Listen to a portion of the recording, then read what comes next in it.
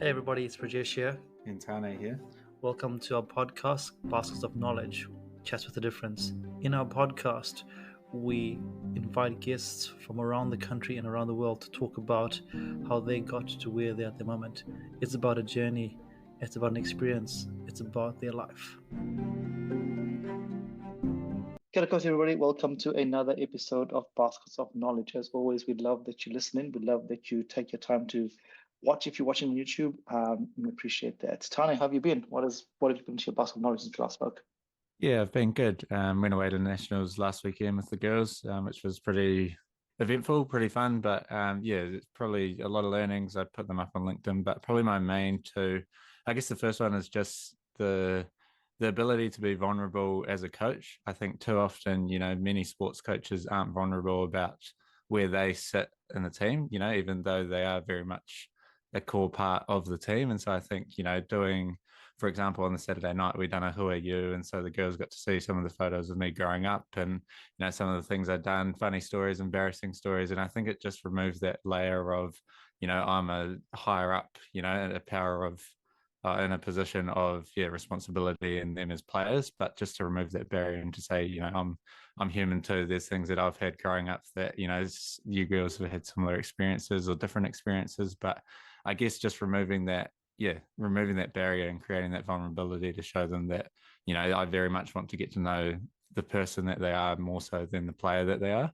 Obviously player is first and that's why we're there, but there's still a lot of other things to factor in too. So I think vulnerability was a huge part and a huge learning for me over the weekend. But I think also we had a couple of incidences that needed addressing. And I guess, for me, learning to be harsh, I tend to be the fun coach who wants to, muck around and do whatever. And that's all cool.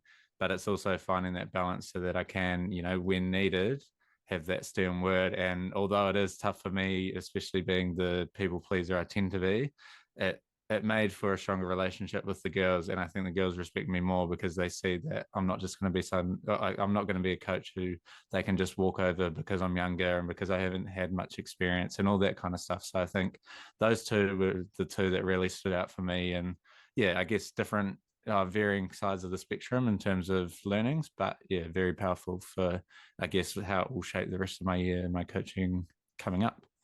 Yeah, I think I like the fact that you spoke about vulnerability. Too often a lot of us, in our labels or in our titles, whatever we do, we're afraid to be vulnerable. And it's to first of all to accept that we're all human and to tell other people that hey, this is my life. It's not about shortfalls or about shortcomings. This is just my story. And that's a pretty hard thing to do, and sometimes some people don't do it. But the minute you do it with a group of people, the respect is totally different. I remember when I used to be a subordinate a long time ago. I I I was always harsh at the start, and then I eased off later on because of the exact same thing. If I my normal thing is to help people and people please and blah blah blah. At that point in time, I realized if I do that, then I'm not going to get anywhere. So let me just start off being very firm and then getting the respect there. But that's a learning. That's a learning. My learning from this week was well. This was a pretty busy week, all over the place, and I was at a school in Wellington, a low decile school, and minor college actually. I'll just name it. And it was my first time there in a very long time, and I was really privileged at this point in time to talk to all the year 12s and year 13s. And what my big learning there was it was a very diverse cohort of young people, but on saying that the diversity ranged in economic status. I had just been to a decile 10 school, and I went to I'm using the word deciles, but they don't exist anymore. We went to deciles 10 school, and the questions that were being asked there versus the ones I got in Nana College is very, very different. It just reminded me that hey, education. When I was speaking to the careers advisor, they're like, "Hey, most other tertiary providers wouldn't even dare come and speak to us because we don't provide people to go to the tertiary institutions." And it just reminded me that hey, there's still a stigma out there about just because you have an economic status, somehow you have a better chance of succeeding at university, or you have a chance to go to university. And when I went there and just spoke to the young people, I remember one young person just came to me and said, "Hey, no one has ever come and spoken to us at our school about a possibility to go to university." And it was never in front of my mind because I live in this community where nobody has gone further than high school, it's dropped out. So it was just a reminder to me about the work that we do. It's not about hey, go to university. It's about the opportunities that some people's norms and worlds are very, very different. So yeah, and I think this is a great segue for our guest this week as well, because we're going to be talking about those things that we bring into the world and those perceptions. Um, that's enough of you and I, Tane. We've been talking for a while here. We're going to stop talking. It's not about us. For regular listeners, as you know, we scour the country and the world to pick people that we think are amazing. For our new listeners, maybe, we try and find people that we think are interesting. We know everyone's interesting. We know everyone's amazing. We wish we had the funding to have everyone on a podcast, but obviously we can't. So again, another push out there for any sponsors out there. Would love you to get in touch. But who cares about that? That's not about make money. It's about spreading the story. And this week, I'm so honored, so privileged to have someone that I sort of knew the background, but I didn't actually know until a few weeks ago when we were on a forum that a mutual connection, Ellen Dixon, invited me to come on, and yeah, Sean was there and spoke, and I was like, "Whoa, Sean is a fantastic young person for us to have on our podcast." And as I went through my memory banks, realized, hey, we have a lot of mutual connections, and yeah, this is why we've invited Sean, because we have a pretty awesome story to tell. Welcome to Boston Knowledge, Sean. Here for Justin, Tane. It's a pleasure to be here, and thank you for having me. Looking forward to the chat today. Yeah, fantastic, Sean. So for our listeners who know nothing about you, do you want to tell them who you are at this point in time and what you're doing? Yeah, totally. Well, first thing that comes to mind, I guess, for this podcast is probably the capacity you'll know me in from that forum. So I'm the co-president of the National Disabled Students Association. So we're an organisation that was set up in 2021 in the face of our inaccessible and somewhat exclusive tertiary education system, with the view to increase disability dignity that's enshrined within our institutions. And so we do that as a federalist organisation where we've got members across the country where they feed up to us the issues that they're having on the ground, and from that we can put pressure down on institutes, and then we can also take these more systemic issues to government. In addition to that, we also look to train up those members so that they can create a local disabled community on the ground, and from there also provide them with governance training, as I'm sure we'll get to it later in the conversation.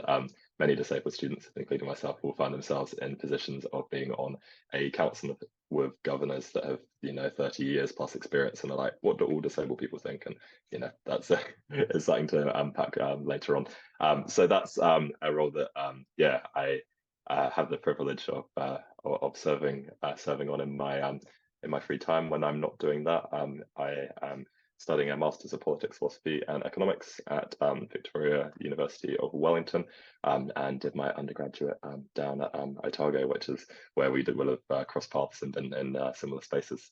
Other than that, for me, yeah, I'm fairly people-centered around my mates. It feels like a funny thing to say now I'm in Wellington, because the speed has changed so much, and I'm still working out the how to fit my values within that. But for me, when I'm not in the advocacy work, when I'm looking to unwind, or what balance looks like for me, is spending time with my mates, and that will be at gigs. I love musicals. I love live music, and the occasional potluck, that sort of thing. Tends to be what will take up most of my time otherwise. And fairly sporty, enjoy badminton, surf, snowboard, and yeah, that's a bit about me. Beautiful. That's just the tip of the iceberg, and I'm sure we'll get to the meat of it as we go on. Thank you, Sean. So Sean, you are the co-president, but let's talk about your journey. This was not always part of your life, as I did a bit of research around you. You came to university to study law, if I was correct, and then life changed for you a little bit. Do you want to talk about what happened and how that changed for you, and that changed your trajectory just a little bit, I guess, into where you are at the moment? Yeah, totally. So I, in fact, even a year prior to that, was a health science student. So yeah. I did the whole health science track. I had an absolute affinity for literature and history when I was younger. I loved it. And I got the parental talk of, where's the career? And so I did my first year of health science, stubbornly and begrudgingly. And where's home for you, Sean? Where did you Where did you grow up? So I was born in Korea in Poneke, Wellington, Yeah. and then when I was 3, we moved over to the UK. So my mum's side are English and dad's side are Kiwi. So over here we whakapapa back to Dannevirke and the Manawatu. Oh wow. And yeah, and then we go back Irish and English way back from then. So yeah, funny little fact about Dannevirke with the Dutch coming over there was that Dannevirke previously was known as, I believe it was 150-mile bush, and it was so hard going there for people that attempted to colonize that many of them went home crying, is the is the anecdote. So pretty tough part of the country to start to call home I for a lot of find people at the time. it's probably a random place that you have the big Viking thing. I always find it really funny in Denmark. I was like, what's up with this Viking? It's just like the most, what is going on here? Isn't it so crazy? It's so bizarre. Yeah, so bizarre. Yeah, sorry. So yeah, so you grew up. You when did you go to school? I guess, Sean, did you go to school in Yep. Wellington? So my schooling was all over in the UK. Oh, So wow. yep, I grew up in the south of England in Sussex, so just on the outskirts of Brighton in a town called Haywards Heath. So some of that education was then local and some was in the city. And then when I was then 19, I then came over here for my studies, where I was then shackled by health science. But having freed myself from that, I then advocated to my parents that I was going to be doing law, and it had a lot more resonance in terms of my interests. And yeah, that all then changed. And that's I love that because again, there's something like kind of said at the start there before we started the recording was there's this impression that you have to do the science is the way to go, but your natural, as you said before, Sean, values, you feel love literature, you love writing. It's not going to change overnight, and you're going to become a science guru because your internal clock and your internal genes are basically, hey, this is my thing. I want to go and do my reading. So, I guess that would have been a very challenging year for you, being away in a new country again. We'll do this here because you were away for a long time, and then studying something that wasn't your thing. So yeah, how did the Yeah, conversation? Yeah.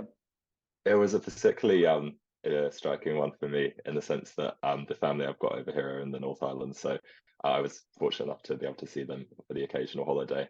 But otherwise, it was sort of me, myself, and I down in Dunedin, and particularly in New Zealand, which I think is slightly different to the UK and maybe elsewhere where people may study. It's just that everyone knows each other to some degree. You have the degrees of freedom in New Zealand. And so I was in halls and people were like, oh, you go to this school, you know this person. I was like, I knew one person, which was a family friend of my grandparents. Oh, crazy. So Yeah. it was quite a different situation. So yeah, I certainly struggled a fair bit with the homesickness initially and the culture shock quite significantly. But yeah, I mean, with Kiwis are just so friendly. And yeah, with where there was shock, there has been sort of progressive realization around, yeah, I think connecting with my Kiwi heritage, understanding that identity, and yeah, having a sense of home and rootedness in Aotearoa, New Zealand. Beautiful. Yeah. I mean, it's quite a challenge. I think, I appreciate that when I came to New Zealand as well. Everyone's like, oh, I know this person. I was like, I don't know nobody. I know nobody. I know nothing. I'm just me, myself, and I. And it's quite a great. But now the story is very, very different. Um, similar to you, Sean, and I guess to Tana as well. Now you just walk around, you can just link people and go, right, cool. How you went there? I know this person yet, which is pretty crazy. But back to your story. So you do health affairs, not your thing. You decide law, you give law a crack, and then yeah. Let's talk about that. What happened in that year? What's Yeah, sure. Wow, law didn't quite happen, or at least yeah. I had a tutorial. A single tutorial. So Yeah. I was at my friend's flat at a building called the McKellar Mansion, which is a heritage building which manages to house 12 people year to year. And I was up on the balcony there and leant on the railing of the balcony, at which point the railing collapsed and I fell 15 meters down from the second story into the adjacent car park. Fortunate enough to the fence to take the initial impact on my shoulder. And so, blew out my clavicle fairly spectacularly. But then the impact onto my head was then just from there into the adjacent car park with the momentum from then falling. So from that fall, I sustained a traumatic brain injury and fractured my T4, T3, I think. And I spent, I think it was a couple of weeks intensive care, a couple of weeks in the neuro ward, and at which point I then self-discharged, not quite realizing the the damage that the fall had done to me. It's a very tricky one with brain injuries. I mean, firstly, to say that I'm doing exceptionally well to be, living, walking, talking, and having any of the functionality that I do, and a lot of that's a testament to the support that I've had along the journey, which I'm sure we'll get to. But yeah, as far as the discharging went itself, that was based on just not understanding that brain injuries are just such a different beast. As many people in the disabled community would tell you with chronic illness, it doesn't have this sort of trajectory of injury to fix. It is this big old roller coaster that I think slowly in life we will come to understand in terms of health, perhaps more with greater alignment. But I was under the impression, I've had a fall. The hospital is quite loud, it's bright, and I was sensitive and still am to different degrees to lots of sensory stimulus, and so I just wanted to get out of there as quick as possible. So I self-discharged, and I then left. I then was in my flat for a while, not appreciating that I had have a traumatic brain injury, so not really understanding how to communicate that. What my needs or boundaries otherwise were. And then to all of my mates, I just looked like Super Sean. I had fallen off a balcony, and it's an invisible disability. And so my mates couldn't appreciate it and were, I think, themselves probably quite in shock too. So with failed negotiating, communicating where I was at and trying to understand that in a very short period of time, I then left to go live in Cajona Valley where my auntie was, and was with her for a fair few months in the early stages of my brain injury. And yeah, that sort of catches you up some way. Yeah, no, thank you for sharing that there, because it puts context into where this conversation may go or may not go. Depends on how we go. But it is a great segue to go, hey, we all have, like you said before, we all have a life plan or plan in life, and life just throws curveballs. And some curveballs are tiny and we can manage them. Some curveballs are like, whoa, and some curveballs come along and change your whole trajectory. But also, in a way, there could be two ways. One could just be debilitating because it is. One could be debilitated because you just don't want to move on, and one could just be, hey, this is what's happened to me. How do I use this how do I go forward with this? And there's no right or wrong way of doing it. It's just what happens for the individual person. So you go away, you are with your auntie for a couple of months. Do you want to come back to study, or what happens for you then? Because as you said, it's an invisible disability, so I'm guessing you're also trying to fight those demons yourself, because you're like, hey, what is going on here? There's nothing physically wrong with me. Come to that there, but what is going on here with me? What is that like for you to make that transition again during that recovery period? Yeah, totally. So I think the recovery is fairly significant in inverted commas, in the sense that something that was really helpful for me and has probably, I'm quite conscious of it to other people, but in terms of the way I perceive my own life, has probably made me slightly toxically positive in the sense that my neuropsychologist was quite wanted me to be quite aware and mindful of the way that I related and articulated my own experience, to think of it more as a journey rather than a rehab, to think about the fact that you have these significant things that happen in your life, and 2 years down the track you're never going to be the same, regardless of what happened time to time, and so it takes off the weight of the idea of a rehabilitation and the idea of sort of broken to fix, which was quite helpful. And not to press on you, because you did the service of inverted commas, but was a helpful one and sort of a fairly significant part of the journey for what was a fantastic neuropsychologist, and really helped me there. With the neuropsychologist, there was also the framing around what cognitive ability I had at that point, and what I could do with it, essentially, or adjusting realistic expectations is probably better put.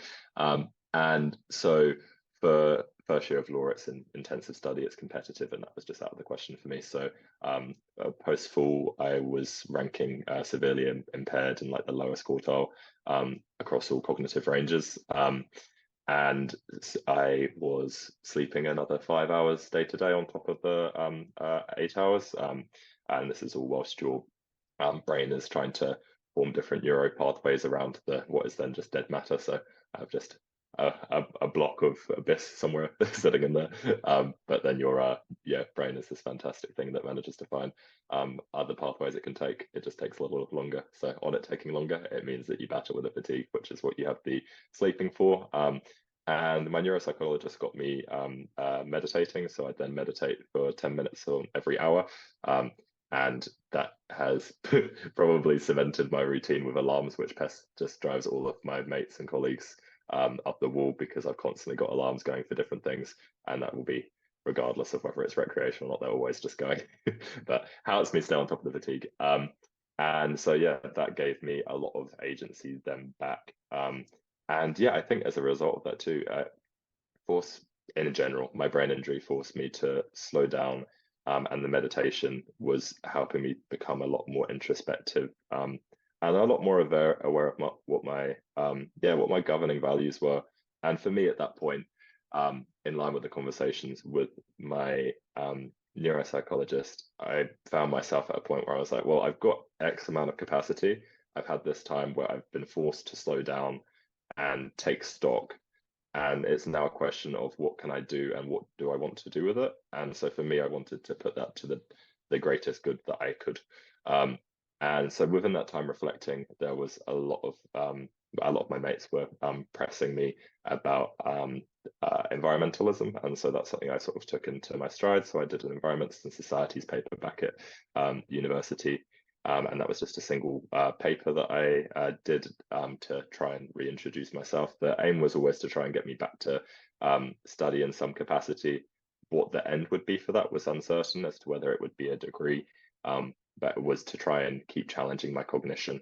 As with the brains, it's all about neuroplasticity. You know, it holds for brain injuries as it does for victims of a stroke or otherwise just aging in general. The more neuroplastic you can be, the better your cognition is going to be. So that was a really important one, was trying to get back to study.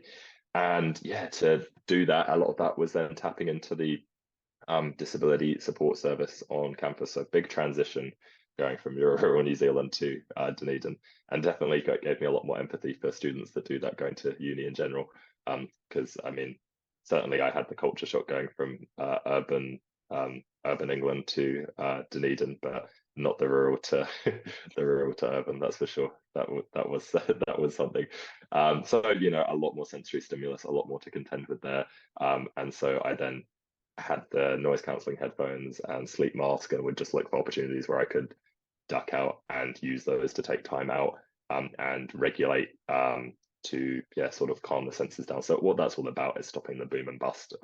It's stopping me from getting in the red zone. If I get into that sort of red zone, then the following day it then has repercussions for the amount of energy that I'm going to have. So it's trying to stay in the sweet spot. Within the sweet spot, you're also still active.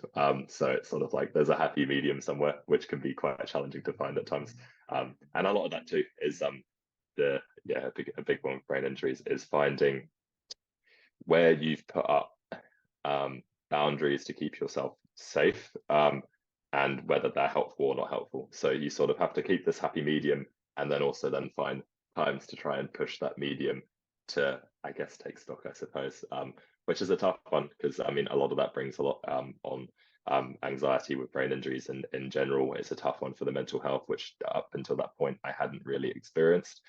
So that was definitely quite the battle, and it has meant that I regularly now journal and meditate, engage with different affirmations of the like. And yeah, so that in itself, the mental health side of it, was definitely a challenge coming back to study. But having the Northern Light of study to push me forwards for my brain injury was really helpful to keep moving forwards on that journey. So I then got back with got back doing that paper and was supported by the Disability Information Support Service at Otago, which does a fantastic job. I think arguably one of the best in the country.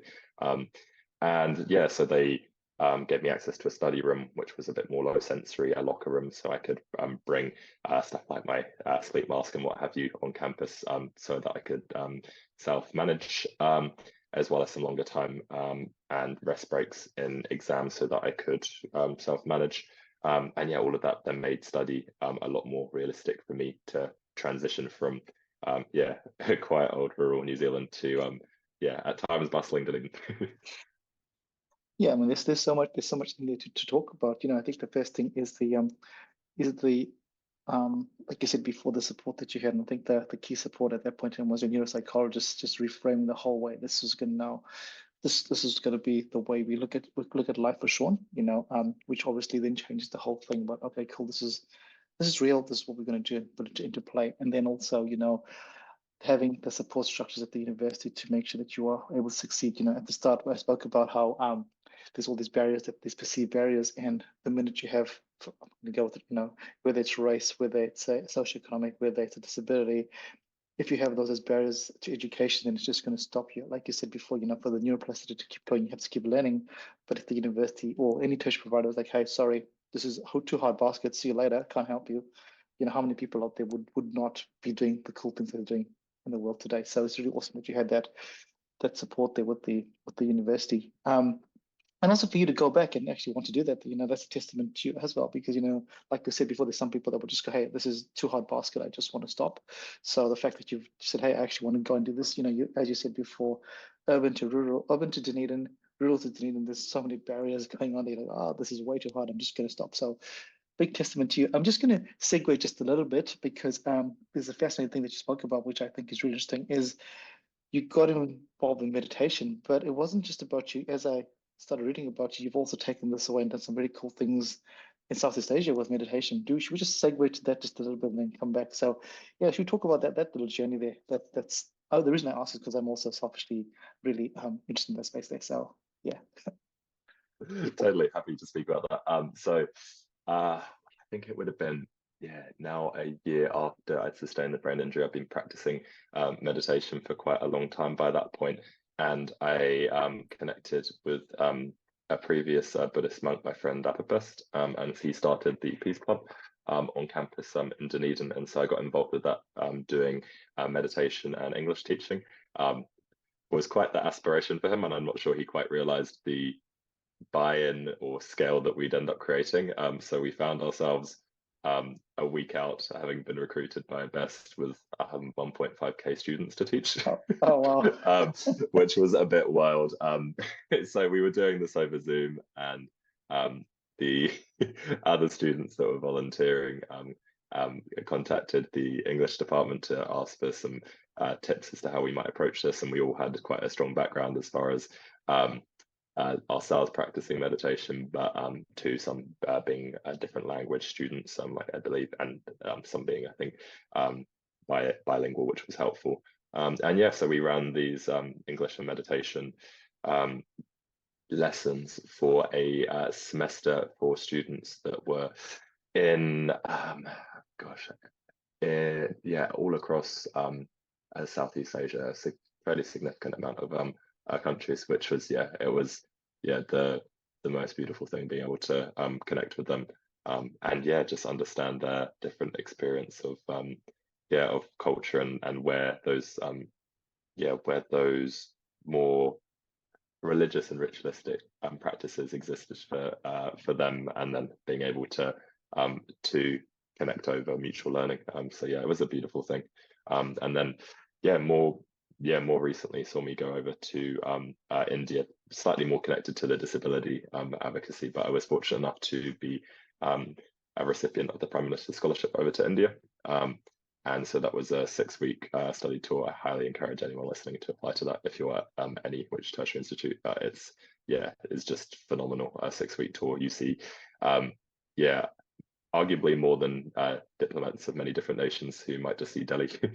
You do see the sort of quite raw side of India, from the south all the way to the north, landing in Chennai and then finishing in Rishikesh. And it was just, incredible. The moment you thought you understood India, you'd be reflecting on the contradiction that India is, the contradiction that your own perception is, and yeah, it constantly evolving in that way. And to just seeing the way that disability sits there with India being on its own journey as far as development goes, and what role government plays in providing that support, but to the role that community plays, with there being very strong community ties within India, and yeah, just not quite having the same maybe social atomization that you might see in developed countries, whereby it's very naturalized to rely on each other, and the way that disability interrelates with that was yeah, just a spectacular thing to see. So some great connecting there, with hopefully some work where yeah, there's some learnings we can take over here and vice versa.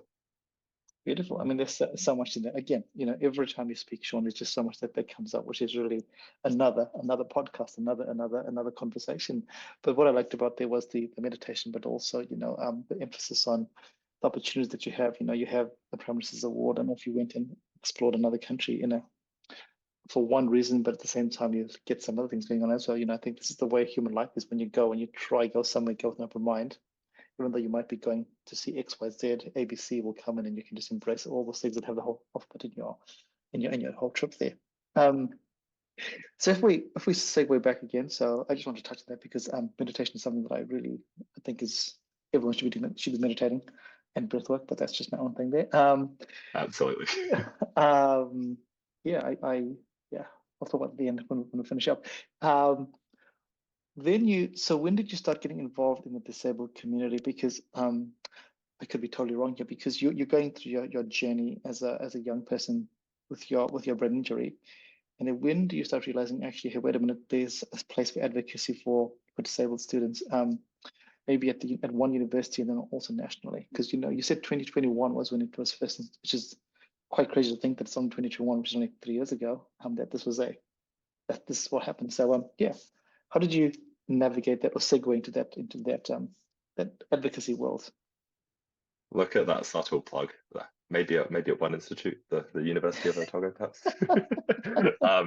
No, Maybe. maybe. Yeah, so I got involved with the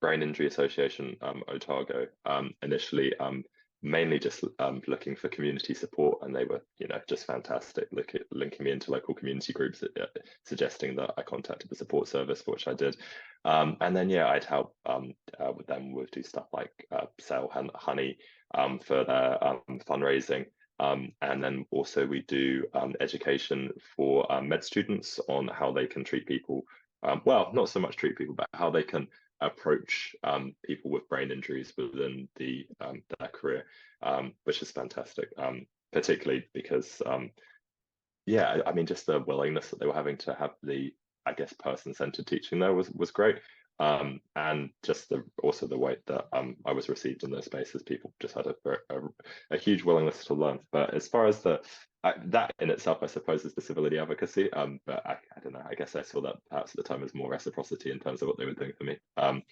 And I guess this could be said for the segue. But I was put on a panel by the Disability Information and Support Service for talking about my experience in tertiary education, and this would have been I think just after a semester of being back. So yeah, it was quite a step, having done a single paper, and they're like, "Do you fancy a panel?" And yeah, I put myself up for that, and was joined by other disabled students who were talking about their experience, and it was just such an aha moment, because I'd done this paper and had felt completely alone in my struggle. I certainly was able to relate to the Brain Injury Association, but a lot of the people that I was relating to there at their focus groups were quite older, and brain injury has moved quite away in terms of the way that the management of it goes, and so just very different views and experiences, which was helpful. And it's the iron sharpens iron situation with that, but having people that were engaged in tertiary with that same experience was just so eye-opening. And afterwards, we had some Kai, and we were all saying, well, that was fantastic. Why is there nothing that exists to facilitate this?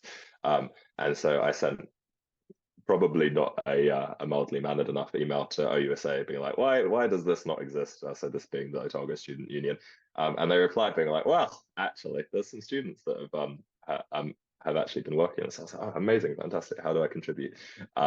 And so you guys have had Lauren Dewhurst on the podcast, and so I believe at the time she was working on it with Hannah Precious, and then myself and Rose Abdulaziz and Jackie Ruth and were able to join along, so all incredible disability advocates in their own right, and we're able to then start getting some momentum to forming the club itself. So that birthed the Otago Disabled Students Association eventually.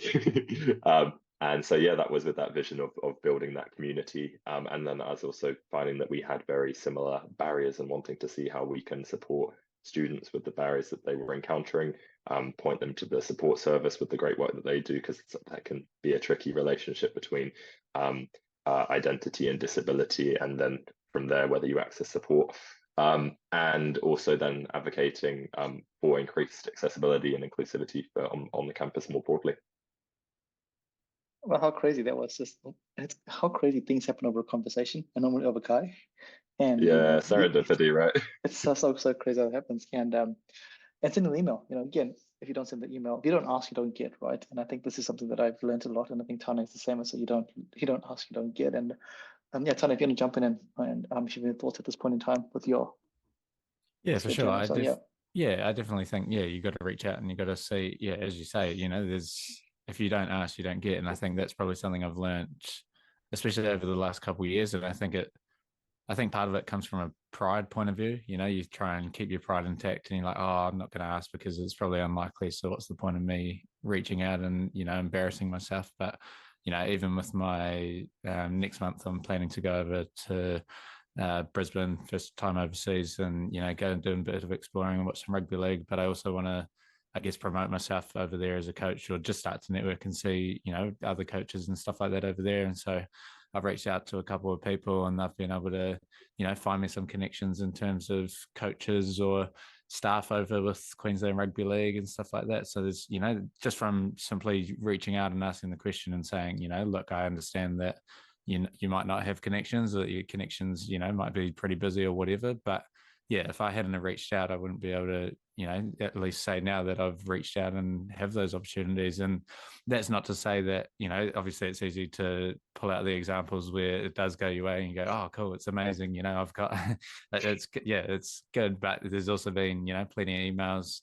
If we relate back to the hands-on scholarship that I started, there's plenty of emails sent there that got no response at all. And, that's absolutely fine. But I think it's finding that courage to at least go, you know what, I'll send an email, see what happens. And, I think more times than not, you'll be surprised at how willing people are to at least help you. And if they can't help you themselves, they'll go, look, I can't do anything in my capacity now, but have you tried reaching out to this person? And that's the amazing thing, I think, particularly in New Zealand as well. As Sean touched on earlier, having those connections of everybody knows somebody that it really goes a long way when you start reaching out in those times. Yeah, that's right. You don't ask, you don't get. I think that's really quite a good learning to have. Don't ask, don't get. So Sean, you now Otago Disability Students Association, you have that going. How does that segue from one institute to now becoming on the national body? How does that happen? Because that's not an overnight thing, or is it? No, far from it. So when we kicked things off, I was vice president to Lauren, and we had a great first year there. I think what was it? We came runners up for the Blues and Goals Award, so that recognises clubs doing good work at the university. And I think it was not sure if it was that first year. Yeah, I guess it would have been. So then we won the COFI Award for the Sustainability Office for 2 years running. So we were looking at ways that we could embed disability into sustainable conversations on campus, as you see in many conversations, or I think as is indicative of the disability rights movement, it's all about nothing about us without us, because traditionally that is often disability is left out of the conversation. And you see that with sustainability in terms of looking to ban plastics, and it's like, fantastic, plastics no bueno, but of course there are members of the disabled community that rely on them for straws, for example. And so, you know, a lot of it is about adding some plurality to those conversations. So yeah, we started off with a very successful first year at Otago, and then in the second year, I was then co-president with Rose, which was another strong year, and they've kept going since, which was goodness, yeah, it's a funny thing when you when you give up the reins in that way, because it's you have that sort of identity death, in the sense you're like, Yep. this has been a big part of me for such a long time, and you have these moments where you see what they're up to, and you're like both proud and have a sense of loss, but they're doing fantastic things there.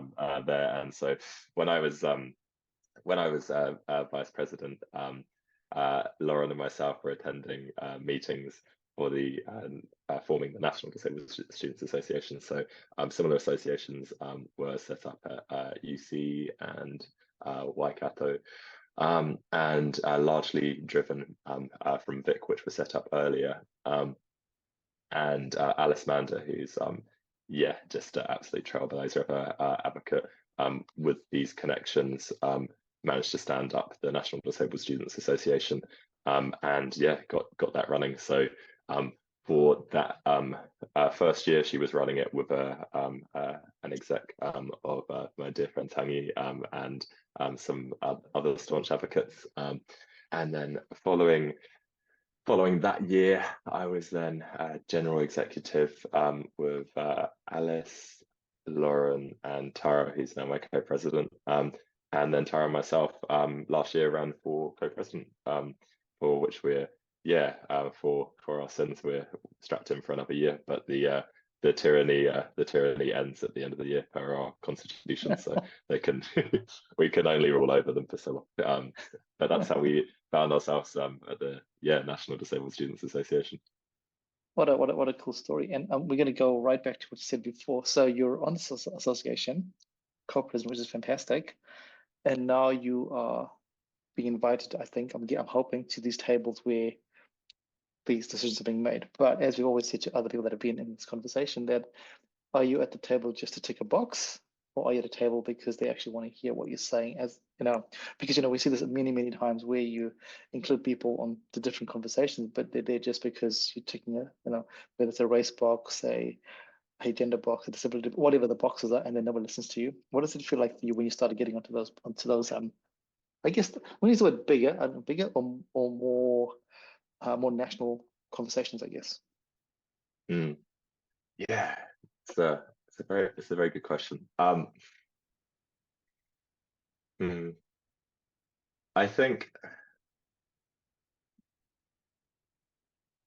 with the more localized work, you can see often more the tangible impacts quite quickly, which is a really neat thing. So I think that you have a different relationship with the motivation, firstly, there, and that you have to, and this is the nature of the disability rights movement, or anyone that's trying to make social impact changes, you have to appreciate the work that you're doing. You will unlikely realize in your own life. And the Northern Star doesn't end with you. And so there's I think that having a relationship to that comes more into purview than it might with the community centric stuff. And I think beyond that, it became very acute that I had to make allies within the space, and that it was about finding people who understood disability. So, I myself, with having a sustained disability as opposed to growing up with a disability, have a very different lived experience. And I can say with honesty, growing up, I probably would have seen disability as something that was quite distant to my life, and otherwise would have related it through charity work that I would have done in relation to different sporting fundraisers and things along those lines. And it's just something that you did, right? But actually stopping at any which decision making and asking who isn't at the table, be it the disabled community or other marginalized groups, is something that people need a connection to those communities to ask the question in the first place, or to have the insight that there may be a lens missing there. And so it's all about finding those allies, people who have a connection to the disabled community, and people that are then going to help you advocate and help empower your voice. I think the tricky thing too is that without giving any particular board or advisory group a name, there's also some groups that are there for the sake of being a group in the first place. So it may not even be that you're a tick the box. It may be that the group itself is ticking a box or is just there to exist. So I think part of it too is, in a big way, is finding your own voice and taking every opportunity to advocate and to stand up for the views that you're trying to represent, which is a tough one, and particularly with building NDSA, because we look to represent all disabled students, and it's not a homogeneous group. There's lots of different points of views, and so we are constantly connecting with different parts of the community, as well as looking to community build and create more disabled voice within institutes, which I think enshrines us with a sense of I don't know, personal validity or something along those lines, whereby we feel that we can own that space to the best of our abilities, albeit limited, right? And so it is really at points having to chime in and be a bit rude in these overly formalized places and be like, well, you haven't asked the disability question, and a big part of it too is having the stats to roll off. There's 24% of the population. You're thinking about why has this not been considered, and then constantly following up, and the reception you have from that's going to vary. But if you have allies in the space, you realize that, much as I did early on with the other disabled students forming Otago's Disabled Students Association, you're not alone in there if you find the people that you can work with towards that common goal. Yeah, I think that's a common thread we've had with a lot of people that we've spoken to in here, that you find the correct allies. It's all about finding the correct allies, and there's always allies out there that, if you find them, that are going to help you with that message, whatever the messaging is.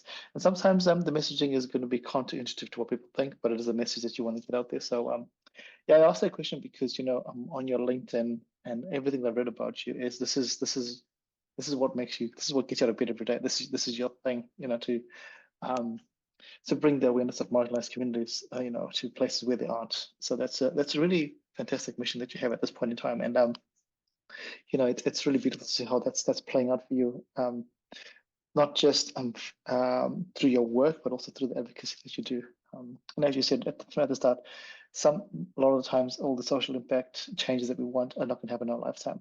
And it's so easy for us to go, well, it doesn't affect me, so I'm just going to sit back and not worry about it.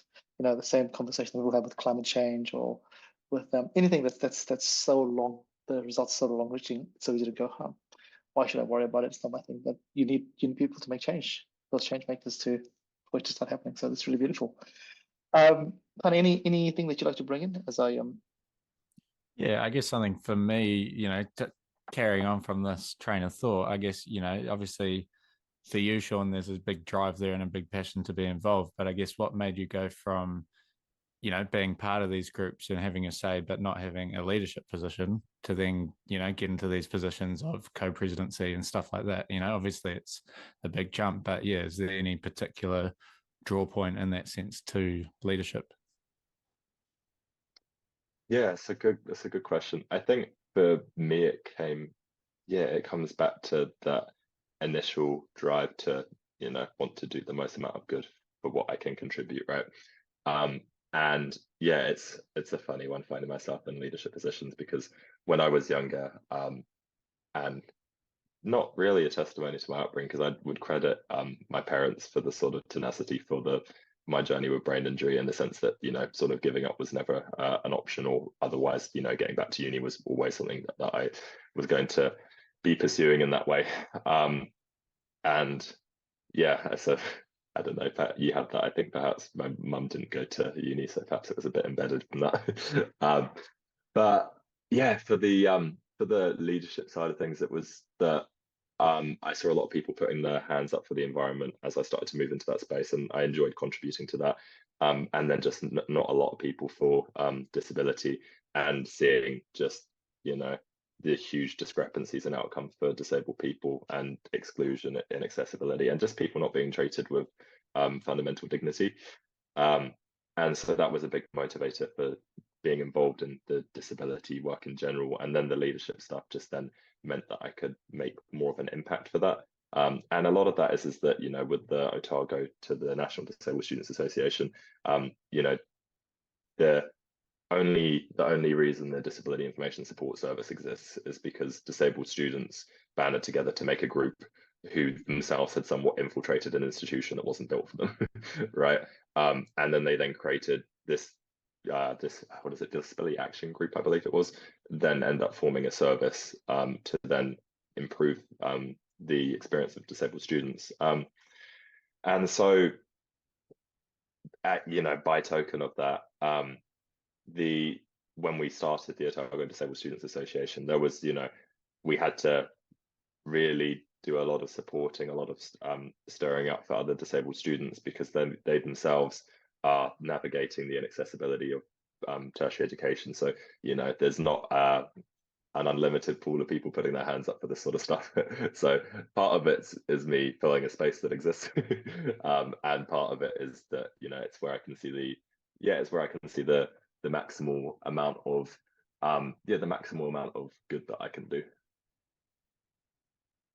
I love that there, Sean, because I don't know if you've ever watched the video of the dancing man video, where there's a guy just dancing wildly at a festival somewhere, and people are like, what is this guy up to? He's just dancing crazily. And then you have the first follower who jumps on to join him, and then all of a sudden you have this whole mass of people that just create this massive rave. And, you know, this is similar to any social but basically anything that you do, you know, when you're the first person that wants to jump on there because there's a space there and you don't know what's going to happen, but you just go there, and then you just have one person, and then you have, as with the Peacemaker Club, you have 1.5 people all of a sudden, like, whoa, what's going on here? But someone's got to take that first step there. And, you know, there was a great question there about leadership, you know, stepping from, I'm going to do this here again, inverted commas for those who can't see, inverted commas from a follower to a leader is a huge jump. So that's really, really beautiful. And, you know, Sean, we've been speaking for almost an hour, and, you know, there's so much we can talk and delve into. I just want to ask you the question about how has so we speak about all these cool, awesome things that you do, but you as a young man and as a young person, how have you found meditation? Come back to meditation. How have you found that in your world as you navigate, you know, the study with actually, let's go back a little bit. If we talk about meditation, let's talk about why the masters. You know, so you've done this. You're an advocate. You've done some pretty cool things here. You've got enough on your plate here, and then you decide, hey, let me just chuck in some more learning. Well, yeah, I mean, there's no rhyme or reason, but sometimes we just go ahead, let's just chuck it on. Is there a reason why we're spoken this specific program here as well? Totally. I'll get to that question. I'll just circle back for one point, and it's on the leadership side. And I think you guys cover this, but it's one that I really, I don't know, do my best to embody, or otherwise to feed out to people. Is around the reframing of leadership in terms of what you can do as an individual leading in any which space, be it, you know, as leading from the back or the front. And it's something that Social Impact Studio at the University of Otago does such a fantastic job of helping people reframe, in terms of, you know, your leadership can just be leading in the class by, you know, by the character that you're contributing to the space. You know, it's all of those small things that you do, and it all starts with what you do as an individual out to the community, right? And so for the masters, for me, it's really just about equipping me to be able to do more good. I did politics and environmental management for my Bachelor of Arts. With the environmental management, they were so graceful in the sense that they let me do a lot on accessibility. So, you know, it's otherwise quite heavy with physical geography, and, you know, I'd cite the RMA once and then write all about it, you know, urban accessibility. So they were kind enough to allow me to write in that way. And then come looking at masters, for me, it was that I had been in Dunedin for I think coming up to 5-6 years now, with my studying part-time, and if I was going to do a master's, I wanted it to equip me in any which way more, not to discredit it, because I think, you know, it is definitely something to write a thesis, and I think it's an incredibly challenging to stay within the word limit, to write on that, write the quantity, and then also, I think, attain the speciality in whatever you may be writing on. However, for the way that I was orienting my degree, I wanted to pick up another skill, which I found that skill was tested, probably not to the same degree, but tested in my undergrad. So I wanted to then take on economics at masters, which if I was to do it at Otago, I would have to do a economics degree and then do masters. So Vickers, they look to sort of meet you where you're at with this masters and develop you through to writing a thesis at the end, and then combining politics, philosophy, and economics to the view of writing better policy, doing research, anything like that. The idea of Aristotle in the day, the polymaths, that we inherit a lot of the stuff we understand is from these insights from different subjects, and so that's that they were the big motivators for me. No, beautiful. And again, you've boiled down right to what you said. All that other stuff was all cool, but the actual premise was to do more good. And how do you do more good? By just empowering yourself with the knowledge, and the knowledge is obviously in this pathway here. And I think too many times we get caught up when people ask us why do you do something, and we try and find all those crazy answers. But if you just go, hey, it's simple because I want to do more good, or I want to help more people, and it's the most easiest way. And I do that in my role. When someone says to me, I want to be XYZ, I'm going to say, tell me what is your motivation? And sometimes it's very easy, but sometimes they'll go to what you said right at the start, Sean. My mom or my dad thinks I should do this here, and then that's when you go, right, this is probably not the right motivator for you, but that's a different conversation. So that's really beautiful. Thank you for sharing that with us. And the meditation, how has that impacted your day-to-day life? The reason I ask this is because in the other space that I work in, I really have found the power of just awareness, whether it's mindfulness or meditation or journaling or whatever it is. And it's really, I found it really challenging when I work with some cohort of people that they see this as airy-fairy and woo, and they don't want to try it. How has your experience been as an individual, and also when you talk about this to other people around you? Yeah, I think it's an interesting one, right? It unfortunately does fall victim to the association of it being hippy dippy, right? I think people are starting to reframe that now and seeing the huge impacts it can make. I think particularly as people have got over the neoliberal fantasy of the market and realized that has torn communities apart, and where you don't have community or there's been an extinguishing of culture, then mindfulness meditation gives you a way to understand yourself far better and be able to navigate the world that we're thrust into. So I think for me, a lot of that has just been that increased awareness in terms of making sure that what I'm saying is true, that I'm speaking truth in whatever space I'm in, and where I don't, making sure that I check that. And I think has been so helpful for, like I said, thought patterns as far as stuff like reframing. And also just fantastic for disability too, right? So for the brain injury, it enables me to streamline what I'm doing. So I only have so much energy, and it enables me to be able to just focus on a single task rather than having a busy brain in the background. So I found a lot of peace with it, and it's helped me kind of just streamline myself to be able to realize my purpose a lot more, and just become a lot more effective. I think increasingly for me the spiritual side of things has asked more and more questions, and with growing up in a secular society, I found that I didn't really know anything about religion, and then being at Otago, which is just such a multicultural university, I then found myself with Christian and Muslim friends, and so actually the meditation journey, I think, ended up being one of the many steps that brought me to faith as now a practicing Christian. And so, with that, it's been that by connecting with Apabest and his practice of Buddhism, I started, to ask lots more questions. I'm naturally have a bit of a curious proclivity, and I just wanted to know more about religion. I saw it mainly through like mythology. I was like, lots of people think about this, so maybe I'll be able to relate to people, be more tolerant by understanding this. For me personally, it was reading the Bible and different scriptures, but then particularly the Bible that I really saw human nature animated. And so much in leadership too. Like I was grappling with leadership, and this burn to want to be perfect and show up for the community, and in Christianity seeing this fallen nature and the fact that for all of our efforts, we're limited or imperfect beings, but actually that there's salvation in putting our faith in Christ, and actually our character is constantly transformed into it. Was what opened my heart to putting my faith in Christ. And so the meditation interestingly tracks all the way along there. And it's actually in terms of talking to people about faith, it's probably not a dot that I would have joined along that path. So I do definitely appreciate you for pressing on that one.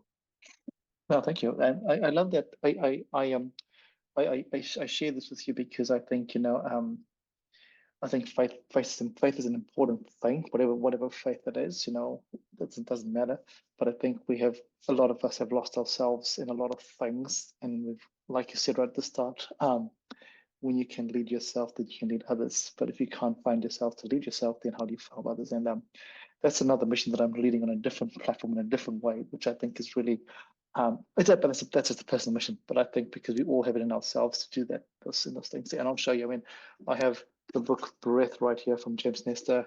I have autobiography. If you've never read this book here, this is a fantastic autobiography of a yogi. It's since you've just come from India as well, I think it's a fantastic book. It just has some really crazy learnings which we can think about, and whether you can use it or not doesn't actually matter, but it's for your own journey. But yeah, Tyler, any last questions for Sean?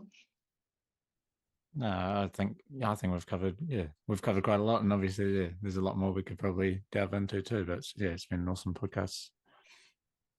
Yeah, Sean, before we let you go and enjoy your Sunday afternoon, our podcast is called Baskets of Knowledge, and every week we invite our guests to share a piece of knowledge to put into my basket, Tane's basket, and our listeners' basket. And this piece of knowledge can come from any aspect of your life. I mean, you've shared so much today, but if there's any piece of knowledge that you'd like to share with us, we would love to put that into our kitty. Yeah, it's so neat that you guys do this, and it's actually with having heard Hope and Lauren's at different points have made me reflect what that would be for myself. Quite the pressure you put your guests on under her. Well, yeah. I think it's been a theme of this conversation, and I think it's one that rings very true to me, and was a big reflection for me on my Otago experience. And I think a big part of that is, coming to understand yourself first, understanding what your why is, what drives you. And then I think from there, I don't know if you've seen the movie Yes Man, and hopefully I don't do it quite as blindly as he approaches it.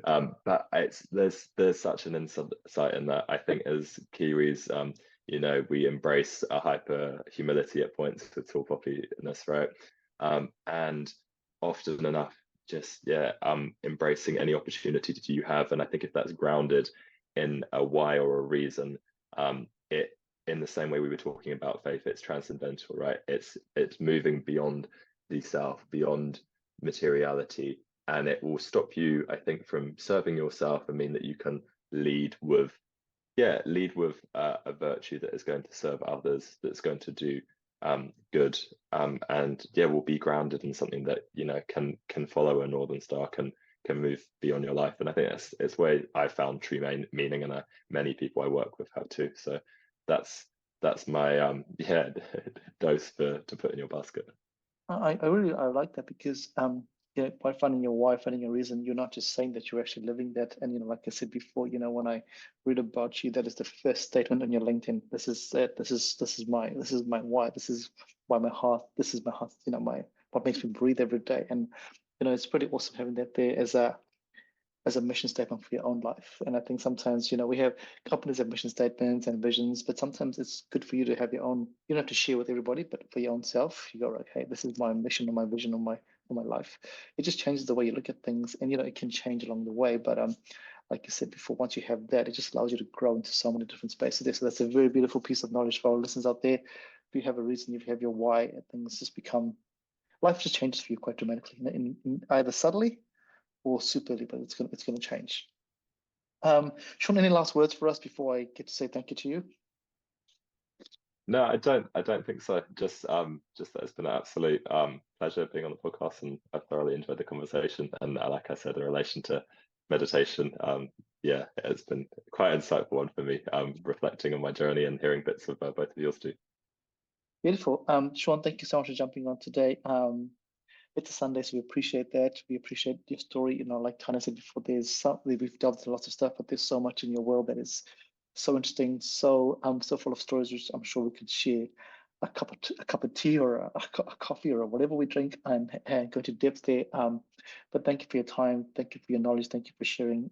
And for our listeners out there, hopefully you picked up something. And as I say, always, if you didn't pick up something, go back and listen again, because there's tons of gold, there's tons of knowledge in today's podcast. Until next time, 2 things: don't forget to put something to your box of knowledge, and don't forget to keep smiling out there. Till then, keep safe and talk to everybody. Bye.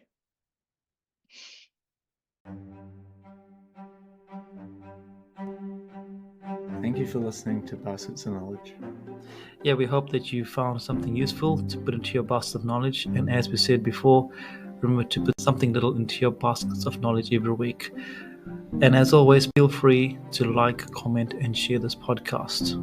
Thanks, everybody. Bye.